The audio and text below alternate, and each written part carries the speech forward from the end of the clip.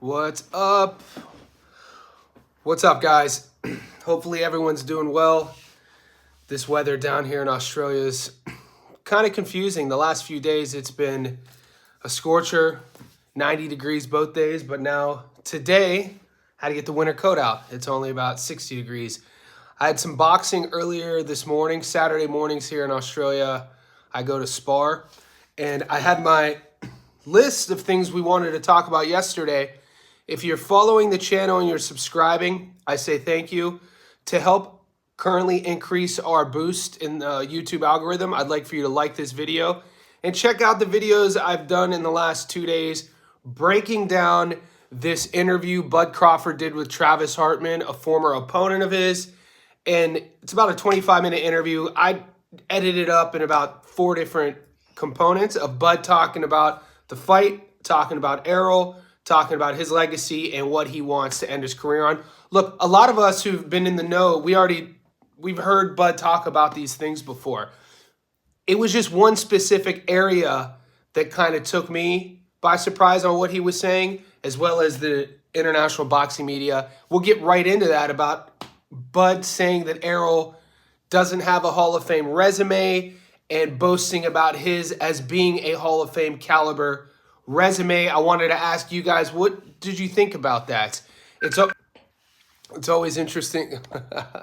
I'm getting some phone calls action. It's always interesting when you have fighters who are in their career in fight camps who start thinking ahead about Hall of Fame resumes. And the way I psychoanalyze that is that Errol's still in Bud's head. And that's not a bad thing. I think that Crawford has known more than all of us has known that rematch was 100% happening next.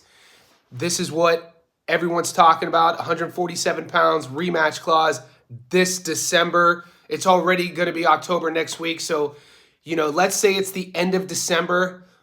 Farthest as possible away from today, we're about 12 weeks from that fight. Crawford's had to know this from jump, because for him to talk about, he wants that 68 match against Canelo or Charlo, that's him just staying relevant, I feel, which is great. His brand, great. He's on top of the world.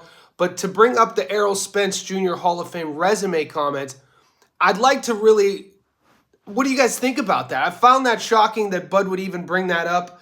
It seemed a bit out of character for him to even to bash Errol. And, I'm not going to say he bashed him. What's up, 2 cents? I'm not going to say he bashed Errol. Like, if you look at a lot of the, go to boxingscene.com, Boxing 24/7, ESPN.com, they used headlines like Bud bashed Errol Spence in that interview with Hartman. I don't think he did. I just found Bud's comments that he doesn't have anything else to prove. That's my whole point. It's not like Crawford won a close fight. It wasn't even close. So normally fighters in that position would, bow the head and move forward. I think there's something in this contract that frustrates Bud with having to even fight Errol again. And there's something to that, and maybe this is Bud's way of getting up for the rematch by saying that Errol isn't Hall of Fame caliber, doesn't have the resume, he's the big top dog, and, he did win. So the rest is to be unseen. Errol Spence has been quiet this whole time. Follow his, I don't know if it's his wife or his girlfriend, she's on Instagram. I posted some of the photos yesterday on our YouTube community tab, and Errol still hasn't commented. He hasn't said anything. We haven't seen him training. Bud just be saying stuff to get people talking on YouTube. I don't think he's satisfied with the win because Crawford's trying to duck Spence again. Do you think so? He wants to go up to fight the big boys, but he wants to fight Spence at 47. I guess he's running out of Victor Conte juice.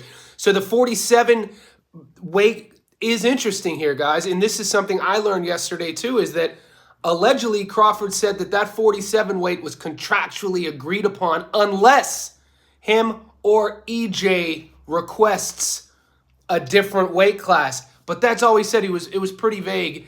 And why would EJ then post a couple days ago of him 180? I put on Twitter, he tweets, he goes 180, ooh, I'm feeling good. It's just, do we ever remember Bud being this sort of cryptic online? Crawford don't have the leverage he thought he had. That's interesting. You know what? That's a good point then. If Bud felt like he had the leverage just because in his head he washed EJ, that he didn't have to have the rematch. And maybe this is Bud's attitude of not getting his way. 2 Cents Boxing, that's a good point. That actually makes sense to me a bit on that level. Hey, are you guys watching these matches this week as well? This weekend, is anyone tuning into the Joyce rematch with Zhang? And my boy, I'm definitely going to be watching Richardson Hitchens versus Cepeda.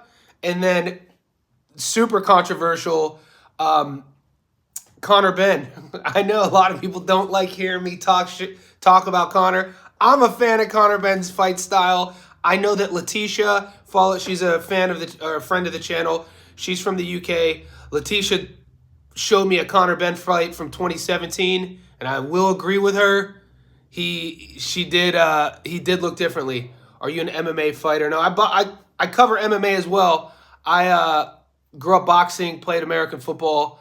I've been covering MMA and boxing either on my podcast or my books since 2015. Hoist Gracie is actually, here's my first book I ever wrote. Hoist Gracie is actually chapter 1. Chapter 7. Layla Ali's in this book too. Chapter 3, there's Layla Ali. But yeah, so I've been interviewing these guys and girls, fighters in both sports. I like both. But Conor Benn's fighting this weekend. He's fighting kind of a guy I don't think any of us has ever heard of, Orozco. It's in Florida. Him and Matchroom Boxing CEO kind of just seemed that they've bypassed the legality sanctions of the UK, and they're fighting in the US. We'll see how that goes. Let me know who you're going for. Richardson Hitchens is fighting. Zhang is fighting. Yeah. A lot of people aren't Conor Benn fans. Look, I like Conor Benn's style. I like what I'm personal friends with Chris Algieri, and the Conor Benn I saw against Chris, I mean, he beat Chris because, dude, I like Conor's style. You know what I'm saying? So from a boxing fan's perspective, I like a kid who stands in the pocket, who's aggressive, who forces you on your back foot, and who will trade. But I'm glad he's only 26 years old. I believe in second chances. None of us are perfect. And I hope it all goes well for him. And that's all I'm going to say about that. I think the biggest fight we got next week, guys, we got Charlo Canelo. I'll be covering that more here. I love Tank. But Tank's a counterboxer. I saw your training videos. Yeah, I put a lot of content up here for a long time. So if you guys are supporting me, I say thank you.